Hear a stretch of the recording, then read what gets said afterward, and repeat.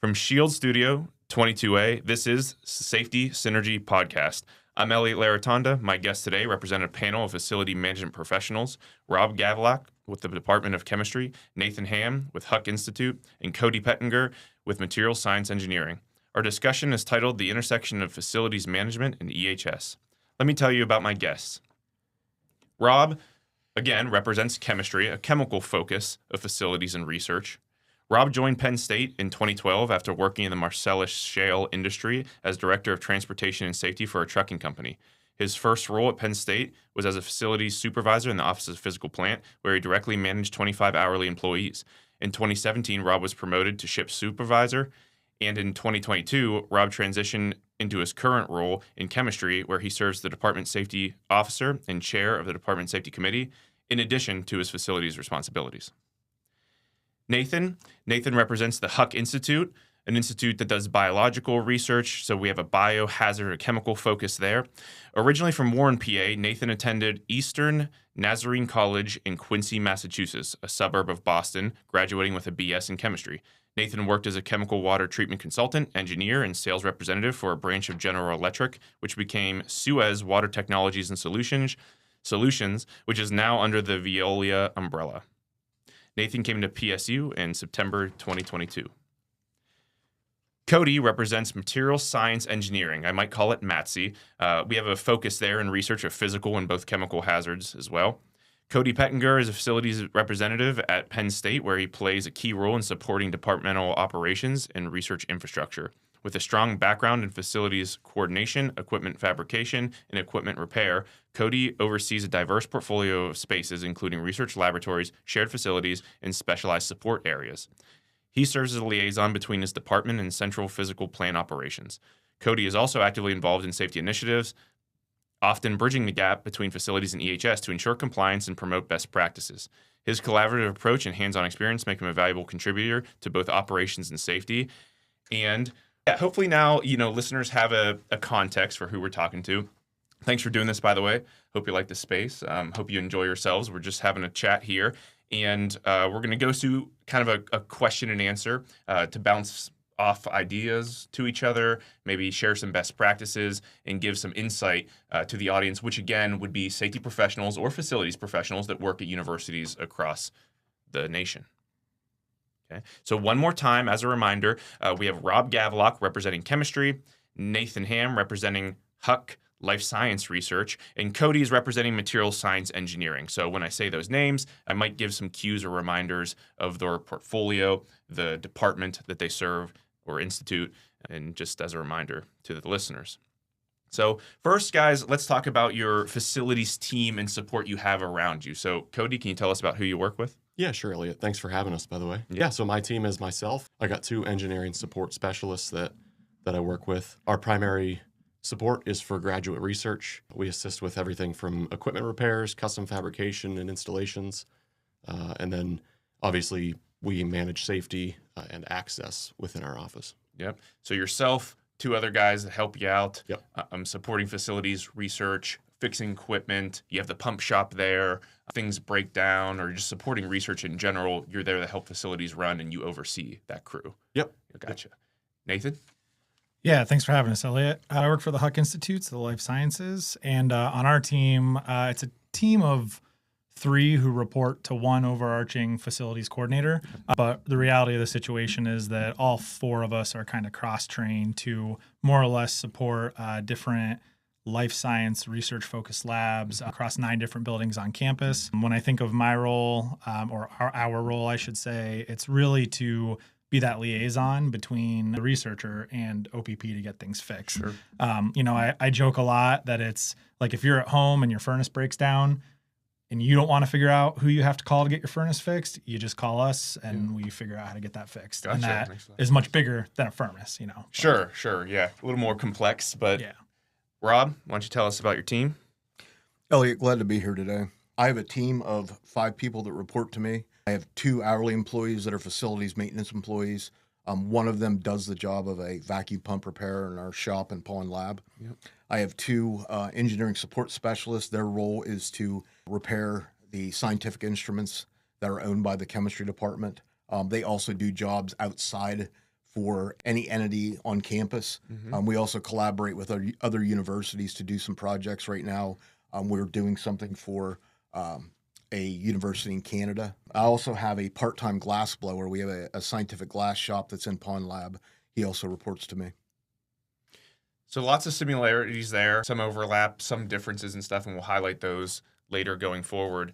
Let's talk a little bit more about the facilities overall. So Cody, material science engineering is pretty much exclusively in Steitel, though people are going to work in MRI and maybe some other locations, and there are some off-site labs. So tell us about the laboratories at Steitel and the support spaces that you guys would occupy and work in. Yeah, so we have 3 large shared laboratories, one on each floor. So we have multiple faculty within each laboratory. So a lot of it comes down to spacing, making sure, everybody's got enough space to have their research. Like you said, we do have a few faculty that are out at MRI and MSc, and those are managed by someone else. I don't manage those. I assist with some things if they need it. Sure. But for the most part, that's all handled elsewhere. But yeah, we kind of just work with the faculty to get the spacing correct. We have a couple undergrad labs as well on our first floor, where obviously those are used for typical classes and stuff. But we also have equipment for grad students to be able to come in and rent out and use. So. And then your guys, you have the pump shop or, fabrication area, and that bleeds into, there's another like a shared lab space with like the welding station, hot work and all that. Yeah, we kind of have our own shop, but then we also have spaces that we share. Gotcha. And Cody with material science engineering, mostly we're talking about Steitel building and that first ground floor undergraduate laboratories and some space that his team occupies to support research. And then the second floor, third floor, fourth floor all represent large shared open concept laboratories where the research happens. And then we'll move to Nathan. Again, this is Huck Institute. Yeah, thanks. So Huck is a little bit interesting on the way that it operates space-wise. Like, with the exception of our core facilities that we kind of operate and maintain, we don't actually hire our own researchers. We actually take people from other departments on campus, people from chemistry, like from Rob's department, and other ecos-related and other research-related areas, and basically provide them with a space. Most of it's open concept, kind of like you said for Cody. Basically, like, Huck's mission is to foster and like inspire collaboration and innovation in research in areas where, you normally wouldn't see that.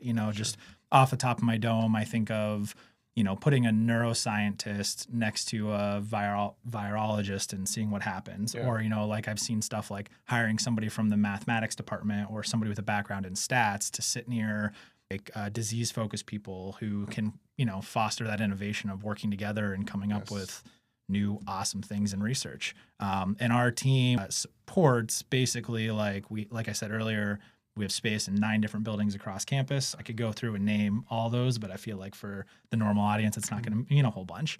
But it's that's kind of why we have 4 different people to cover all that space. And that's exactly why I wanted like your perspective. These 2 other fellows represent like a department, kind of what most people would be familiar with, but you as the Institute have that interdisciplinary kind of challenge probably that it brings, but also, benefits to the research, of course. Are there any core shared facilities in Huck that come to mind, like a dedicated room for this type of research application or tool or instruments? Yeah, that's so you're speaking specifically for instrumentation, not areas of research. Sure, you're asking. Put it that way. Yeah, so all of our core facilities, we have, oh man, I should know this number off the top of my head, 11, I believe, core facilities. That is actually my responsibility to kind of maintain as a facilities rep. Basically, the goal there is they are, again, I could go through and list them all, but just to name a couple, we have a metabolomics facility, which has millions of dollars of mass spectrometers and LCs in it for characterization of metabolites. We have a cryo-EM facility in the basement of MSc, where basically like anybody at the university, outside of the university, at other universities can come in, use our state-of-the-art facilities to kind of use it for their research. And then in addition to having the equipment, each facility is also kind of run and operated by a director who is an expert in that field. So not only do you get the use of our, Titan Krios electron microscope, but you also get to work with an expert who knows everything about that microscope and the results that it kicks out. Yeah, so that's the other advantage, is tying together the people in the multiple disciplines with the right, leadership or expertise with the equipment to do it all in one shop. That's right. Awesome. And Rob, back to a department perspective in chemistry. Tell us about your facilities, the buildings, the shared or core facility in the basement there. So Sure. Our main building for the department for graduate research, for postdoc research, is the Benkovic building. Within the Benkovic building, we do have a core facility. That's our NMR spectroscopy facility. We have over 9 NMR spectrometers.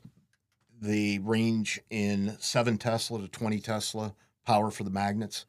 They're available to students, postdoc, faculty, and also some entities outside of the university to further their research. For our undergrad education, the teaching labs are all in Whitmore Lab. So we have a dedicated faculty there just for the teaching side. I also do share some lab spaces in other buildings that are not Department of Chemistry.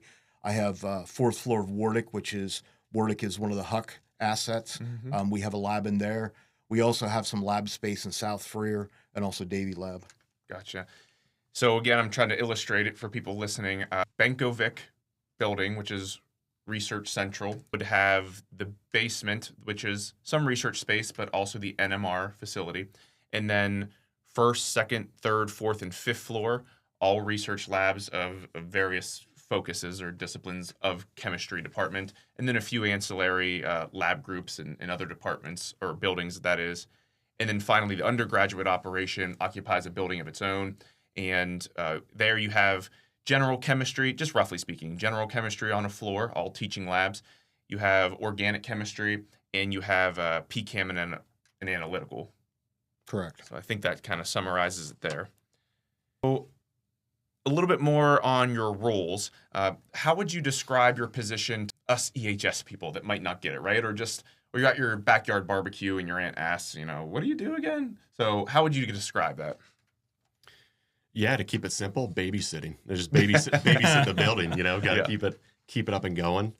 When things don't work, it falls on us to either fix it or find the right people to fix it. I think that's the big one, is having connections, knowing people, really building those relationships with OPP, our Office of Physical Plant, and with you guys like you, right? Building relationships there, and sure. So cross facility reps. Yeah. So when something we don't have the capability to do something, maybe you guys do or something like that, But yeah, it just feels like a professional babysitting role, really. Yeah, and that's not to undersell it, because it's about working with people, knowing people, keeping people happy, keeping research going in the property that it takes to support, whether it's instruments or a building and utilities and stuff.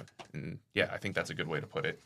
Yeah, it's kind of interesting. I have the perspective of I've not done any job on campus. I know Rob's done a couple different jobs on campus. I've only worked the one role that I'm in right now in my time at the university. So I have the blessing or the curse of not knowing what my job is supposed to be. I just do kind of what I should every day. But the way that, or what I try to do every day, I guess. But the way that I've always kind of thought about it, I have no idea what an FC in the English department does. But I imagine that FCs and non-research focused departments get phone calls that the AC is not working, the electric's not working, the toilet's overflowing in the bathroom, stuff like that. Stuff that's, if you pick the building up and shake it, everything that stays in the building is their problem, right? Good way to put it. And I think that's accurate, maybe. And we, at least me, take care of all that stuff as well. Yep. But in the research mindset, there's a whole nother layer on top of it of hey, we're managing millions of dollars of equipment that require the most intricate specifications on temperature, on electric, on vibration, things that somebody in the English department just needs to make sure that somebody writing their papers is comfortable at their desk. Yep. Whereas I'm dealing with, hey, if the temperature rises in the room above 75, I could be damaging $1 million worth of equipment, and we got to get that fixed quickly and carefully. Another great way to put it. There's a bit of a higher stakes being an FC, which all of you represent, in high-tech research applications and buildings. Would you put it any other different way, or can you add to that, Rob? No, I think, you hit the nail on the head with that. I think a little bit in my role that might differ a little bit is having those hourly employees that would report to me. Sure. A lot of the stuff that we can do, I get the emails that this isn't working. I can have my employees go take a look at it and do a quick fix on it rather than turn it in for a work order to OPP. That saves a lot of time. And, what it boils down to in my position is I want to establish continuity of research through, make sure the labs are safe, efficient, and functional. That's all what it boils down to. Yeah. So I think we pretty much answered the next question altogether. Is there's lots of commonality. I mean, we're keeping people happy. We're keeping operations running, maintaining equipment related to normal building utilities and function and occupancy, but also high-tech research equipment and instruments and things like that. We might have touched on a difference. It sounds like the skill groups of teams that you guys are either manage or are part of can be a little bit different. So the capacity of what you can do, the exact support might be a bit different. Anything else come to mind of common threads or differences? I mean, I think it's kind of interesting. So you had mentioned, you're a little bit different than us with your teams. I've come to find that every facilities rep within the university has a different role, right? Like Sure. we share commonalities, but for the most part, I mean, our guys are doing different things. We're doing different things. Like, for instance, I don't know if either of you guys are access coordinators, but like that's just something that got thrown into my lap. Right. And it feels like, I don't know if your guys' office feels like this, but our office feels like a catch-all. Like when things don't get done and nobody else wants to handle it, it kind of comes to us, and it's like, Sure. we either get to try to just take it on, or we try to figure out who can take it on, so. Like safety, right? Yeah, right. Which Like we'll that's get one of to. those things, which, I mean, it works out. We found Yeah. out with you that that's pretty beneficial because we can manage it a lot better. But And access is a good example, I think, of like I also handle some access stuff within Huck, but Rob, you don't in chemistry, right? Yeah, I So- do not. Yeah, so Okay. it's always really interesting how like some departments on campus I know have designated people who are hired access coordinators who are in charge of taking care of that. And then like for me, maybe you feel this way. It's like, oh, just another thing on top of everything else we have to Right. do, and I don't mean that negatively. I just mean like I don't have enough bandwidth to make access the most important thing of my day every day. And it's just always curious to me that some departments are like, oh no, this is our only access coordinator and this is their only job to do that. Yeah. But Could segue to the idea of like, I think people could paint pros or cons Sure. on the maybe lack of standardization between departments and institutes. What comes to mind as far as, because like I could offer, there's a reason why it's not standardized, right? It's because every department is quite different and has Yeah. different needs. So I'm sure that's what we're all shaking our head that would come to mind. The negatives being, people could maybe make arguments of, things aren't optimized. One department's doing it this way and they got it really figured out. Why isn't this other group or unit or department doing it that way? So that's the other side of the coin, I guess. But the only other thing I was going to mention, and Rob, you kind of alluded to it, is I know you have your hourly employees that work Sure. for you. And Cody, do you guys have hourly guys as Yeah. well? Yep. So that's one thing that Huck doesn't have, Sure. and that's a conversation that we have all the time with other FCs on campus. Is like, is there a value in having your own wage hourly workers who can do the hard labor for you when you need it? And again, like you said, everything has pros and cons to it. The cons are we are solely dependent on OPP Yep. to do our work for us if we can't do it ourselves. Or walking down to Rob's office and begging him for his guys to steal them for an emergency, or over to MSC for Sarah Eichfeld's people. Sure. And it's a conversation that we have regularly, because there's a cost associated with hiring those people, paying their benefits. There's a cost to delaying research months while you wait for turnaround on a part that's back ordered through OPP and our glorious purchasing system, I got you. So that's the only other major difference that comes to the top Yeah. of my head as far as our career paths, jobs go. And even But- groups that are immediately adjacent, right? You just mentioned your partner you share a building with, an MRI. Yeah. Even their structure is a bit different, and their staff and team and everything. So And just to add on that, because Huck is so interdepartment commingled, Yep. that becomes one of the largest challenges of my job is, say we have somebody from chemistry in our spaces who has had regular access to Rob and his hourly guys. Sure. they move to one of our buildings into one of our spaces and then don't have that anymore or don't have immediate access to it anymore. And it gets even more complicated in MSC with Sarah's people, where people are next door to each other and are, hey, I saw Joe's thing get fixed the next day. Why is mine That's taking tough. 3 weeks, And Mhm. that's also a fun game we get to play. And Sure. yeah, project management light, I Yeah. guess I would call it. Which kind of brings it full circle, because Cody started us off with saying that sometimes it's about just working with people. So that's what I see. I'm sure, like at the top of the job description for folks in your position would be like being able to work with people and work through these challenges that we just kind of talked about, and keeping people happy, even sometimes through hard conversations and delays in parts and differences in structure across the university. So definitely appreciate that skill.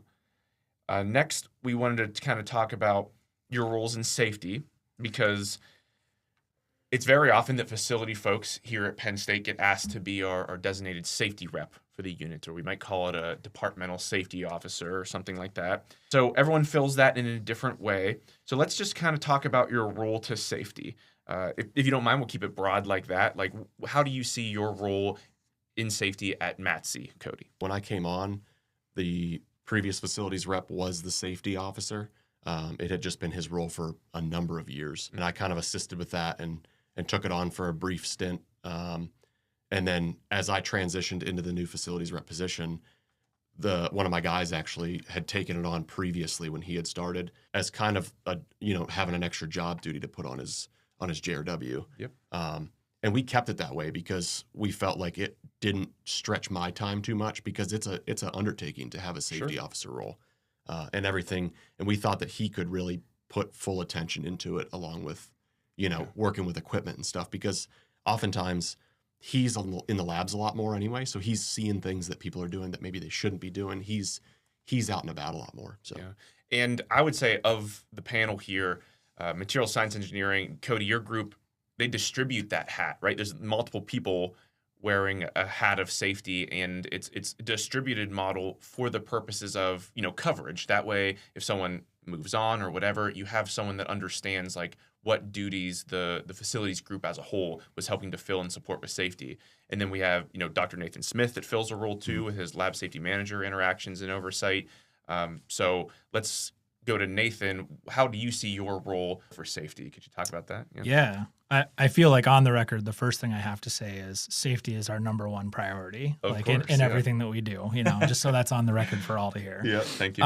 But like I get kind of the way that the question was posed. I think we talked about it offline, like safety within our team really takes more of I hate to use the phrase like it's just another hat we wear, because I feel like that diminishes the importance of it. But like I don't know that I go as far to say that safety officer is technically on my JRW. Right. But I would say like all four of us on the team are kind of the last line of defense before our labs from a safety perspective, Right. And as a whole, I've always felt like PSU's EHS department has done a good job of at least making clear what the expectations are. And I've always felt kind of a personal and moral responsibility of like, my role is to make sure that the people that are in my space have access to that information, have access to you, the safety coordinator, or, our safety coordinator. And it's, I mean, I've always had, even in my former job, just that mindset of like, safety is everyone's responsibility, not one person's responsibility. And knock on wood, we're doing pretty good with that method so far. Yeah, no, it works, no doubt. And there's, of course, not everyone can have, and when I say everyone, I mean a department. Not every department is going to have a full-time dedicated safety person, and that's their job title and only thing they do. It wouldn't, in some cases, honestly be necessary. There might not be the resources for it. So in some cases, you have this more distributed function like you guys kind of described. But I would say for Rob, it's a little bit more of a formal designation. Like you are the department safety rep, as determined and supported by your department head, and probably carry a bit more weight individually. Would you agree and kind of talk about that? Yeah, I agree. In my job description, I am departmental safety officer. Also, I'm the chair of our Department of Chemistry Safety Committee. Our safety committee meets every other month, It's comprised of the grad students, the lab safety officers. So we meet every other month, and I do, I'll invite Elliot to the meetings. We'll discuss, do after action reviews on any incidents, accidents, anything important upcoming, any changes in safety policies, procedures. It also gets dialogue between the lab safety officers on their research on issues they might have. It also brings stuff that we do need EHS intervention on that I don't know about. Sure. I think, that's a great thing. I lean on EHS quite a bit for guidance on things. I don't have a formal education in safety. My only chemistry education was freshman chemistry here at Penn State. So, I tend to pose those hard questions on a lot of items, over to EHS. To him. Nathan. Sure, to Nathan, which I didn't know that, which I was pretty impressed, and I will call on you for some time ago hard chemistry I've questions. lost more than I've kept. We do have grad positions open for our next class next year. So good to know. Good to know. Yes. You said freshman chemistry course, and my first thought was a freshman chemistry course 20 years ago. A lot longer than that. A lot longer. 21 years ago. Gotcha. Yes. So, there's different formalities to it. One thing that I think I'd offer to clarify for listeners is, so for two folks here, Rob in chemistry and Cody in material science engineering, I serve as that EHS coordinator, and I see myself, and really I'm sure you guys would agree, as kind of like the advisor from EHS proper, EHS department at the university, our organization, to your units, which kind of represent like smaller organizations in the larger, right? You operate independently and have budgets, and each research group is unique. I don't serve directly Huck Institute, but you have a different EHS coordinator or advisor that you work with. But I see you guys all, you're kind of like that in between and first line of defense, as we might have called it earlier. Like you help probably taking the foam off the top, right? When researchers have questions about EHS, you can be their first go-to to answer the things about, waste management, chemical storage. But then when it gets a bit deeper, you can come to your EHS coordinator to connect you with experts or provide deeper consultation.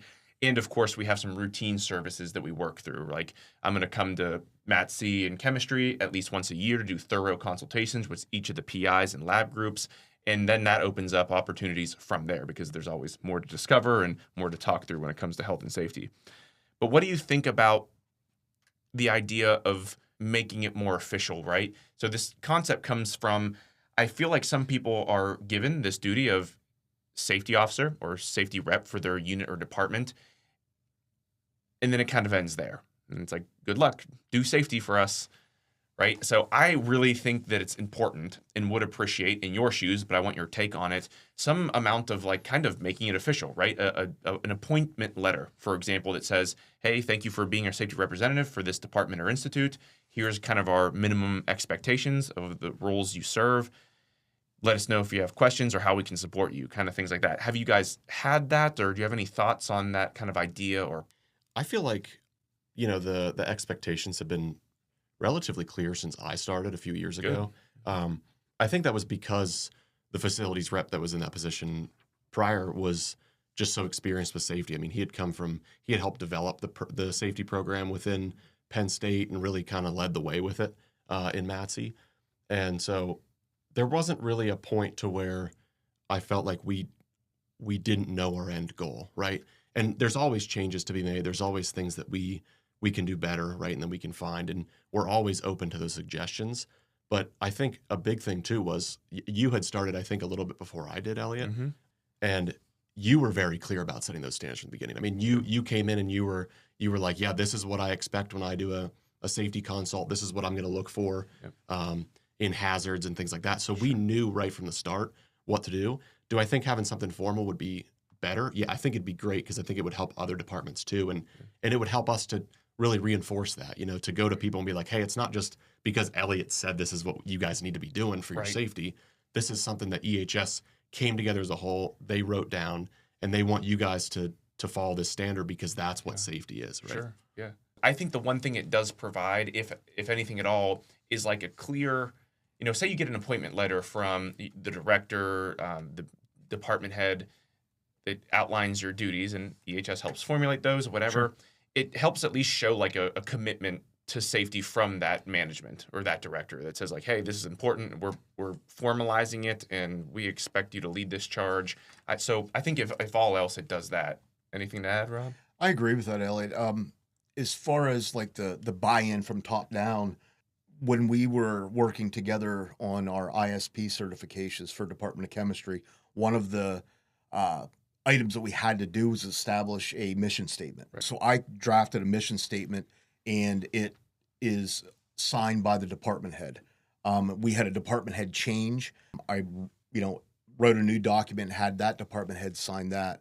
And I think, having that formalized document that says, yes, you are the departmental safety officer, here's your duties within the department, I think that would go a long way with that. Yeah. I just wanted to talk through that as, again, advice to people filling a similar role to you that might be listening to this. Like, it's something they could take home and kind of take back to whether it's your EHS department or internally, because I think it does offer some support. So let's talk about arrangement or reporting structure just a bit. And we don't have to go into too many details, but that's another thing, because we talked about earlier, that's not exactly standardized. So, for example, I know Rob reports into the department head. Sure. And I don't think that's the case in material science engineering. Could you talk about it first, Cody? Right, yeah. So Penn State recently started trying to centralize some things. So I actually report directly to the facilities director for our College of EMS. And I also technically report to the department head, although the structure at Penn State doesn't really say that. It's just we work hand in hand, and everything that I do is for our department. So it just makes sense that he's involved. Do you know, is that true for each department within the College of Earth and Mineral Science? Have they standardized that for the college? Each facility rep for a department reports up to they all report directly to Frank Driscoll, and which is not the case for College of Science and Rob. So I'll skip to you. It's a bit different for each department. Yes. Well, in Eberly College of Science has their facility coordinator, who's his job title facility manager, and each department has their own facility representative, such as myself. Mm-hmm. And yeah, I see sometimes pros and cons of both sides of it. I think for me, reporting to the department head, I think I can establish that relationship with the department head, kind of down to a granular level, since I report to him. I have weekly meetings with him where we discuss facilities and safety issues. I think it kind of gives a sense of, I guess, pride that, yeah, I'm a chemistry employee. I understand their research quite well, interact with them on a daily basis. And we worked hard in the chemistry department to establish an ally relationship with EHS. The thing I wanted to key in on is the main advantage of reporting to that unit head, in your case, a department head, is that you have the same boss as the researchers, sure. Right? And so there's like a peer level that when you need something done for safety or facilities or whatever, you're all on the same playing field, you're on the same team. Absolutely. And I think that means a lot. I think there could be more of like a one of us perspective versus like, not one of us perspective if the arrangement was like an alternative way, for example. Anything to add about arrangements, recordings? Ours is way different. Yeah. That's like, I'm like sitting here listening to you guys and I'm like, this is interesting because ours is more, so again, just because of the interdisciplinariness of Huck, like we can't report to the department heads because we would be reporting to every ECOS department head that there exists, So like the way that Huck does it is our institute has our institute director, excuse me. Yeah. But as one can imagine, she has things on her plate that I don't know about and I never will know about because she's got a lot going on to make sure we're making lots of money and lots of innovation and research, right? So one thing that Huck does really well behind the scenes is like they have a solid management team like in place as far as they all sit over in LSB in the management suite is what we call it.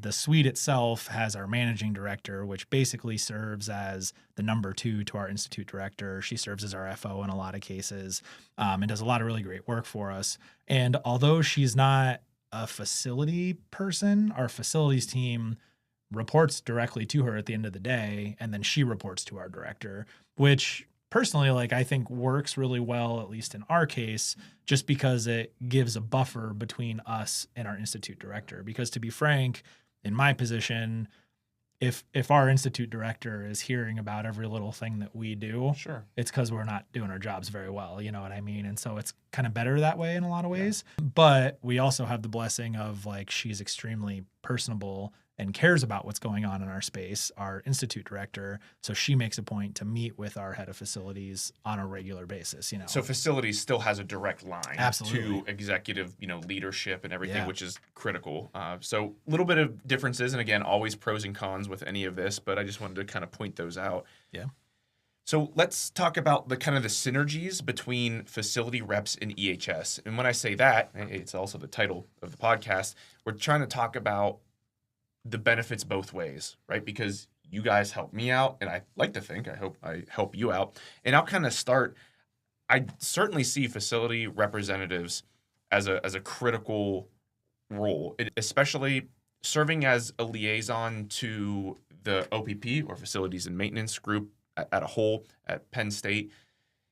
That's really helpful, right? Because, we can't have full visibility to like work orders and timelines of work with either if it's related to a fume hood or, instrument or equipment or building or electrical systems, whatever.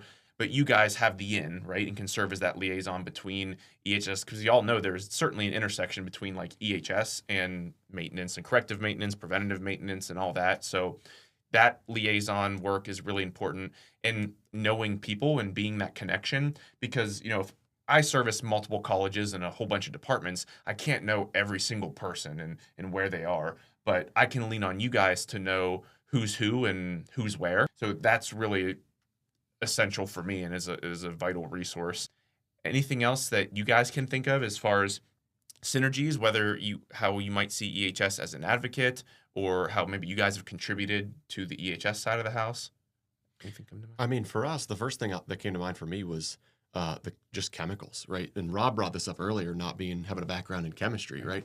I don't have a background in chemistry. My guys don't have that. So for us, there have been numerous occasions where you guys have been so helpful, because we've reached out. We've had faculty leave that have left piles and piles of old chemicals that have been stored for far too many years, and we don't know what any of it is. I mean, some of it we do, some of it we don't, some of it's unlabeled. So we left that up to you guys to come in, and you and Eden were great. I mean, you came in with a team and looked at everything and really helped, and that was big for us. Yeah, and I can remember that too. We were suspect of some being radioactive, so we brought in a Geiger counter and was surveying for that, and we did find some stuff to process that as radioactive waste and that kind of thing. Nathan, anything come to mind? Yeah, I think back, Rob, something you said about like being an ally, like Sure. in the lab, and I think that goes miles and miles and miles beyond a lot of other stuff that people focus on. I think maybe you guys would agree with this. Like at the end of the day, our job is to know things. Like our job is to know our spaces, to know what's going on in our space and who's doing what in our space. And don't get me wrong, we don't always know everything that's going on in our space, but like I think Rob hit on something key, which was, EHS can have a reputation of being the policy enforcers. And so you guys serve as the advocate for us in that way. And that's Right. the synergy that I'd like to point out is like, yes, part of our role is compliance, but it's a small part of it. Like, first of all, we're there for their health and safety and well-being overall. And by keeping people healthy and safe, it allows the continuation of research and operations. And by you guys being an advocate for us and allowing people to realize or we're there as a partner. And I think half of it's just people skills and communication sometimes, like it's super easy for you to call me 5 minutes before walking in a lab and say, hey, what's the deal with this Rob Gavlock guy? What do I need to know about him? Yeah. And it's, I can tell you one or two things about Rob to get that conversation started in a way that's not hostile, that is an ally-based thing. You know what I mean? That's the key so many times, because, there are places where somebody in an EHS position walks in and the PhD or their lab tech's in the middle of working on dengue fever. And it's like, hey, bad time. You shouldn't have shown up. Or maybe from some perspectives, really good time to show up, but it's like just having that knowledge of what's going on can go miles and just frankly earning somebody's respect in the lab, because that's part of the key is making people in our spaces feel like they're respected. And that's, again, a benefit that you provide, like providing that perspective of like, how to interact with, say, this individual or these groups in the right way? Like, what's the right approach here? I do that with you all the time. If Sure. like, we have an issue, and because there's going to be issues, like, hey, what do you think about this approach? And you might say, well, I might handle that a bit differently because of intricacies or nuances about relationships or whatever. That's an invaluable asset, in my opinion. Anything to add about interactions that we have or synergies? Sure.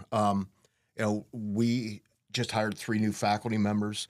They are new to Penn State. They're also new to owning their own labs. They were postdocs prior to Penn State, so they're getting brand new equipment. They're excited. They're getting their rotational students in. It's, kind of letting EHS know, hey, I've got these 3 new faculty, and getting them onboarded to EHS policy procedures, just getting FaceTime with EHS, an introduction, in establishing those relationships right off the bat before they even start their research. I think that's vital safety. Yeah, what Rob's kind of alluding to there is we have a process for a new lab startup, and particularly new PIs, or if a lab moves. And that's something that, by the way, guys, has recently went into our ScienceSafe platform, and now individuals could access that independently and kind of work through a checklist. If I'm spinning up a new lab, here's the things that are expected of me or what I need to do. They can visit that on the system over time or as they complete.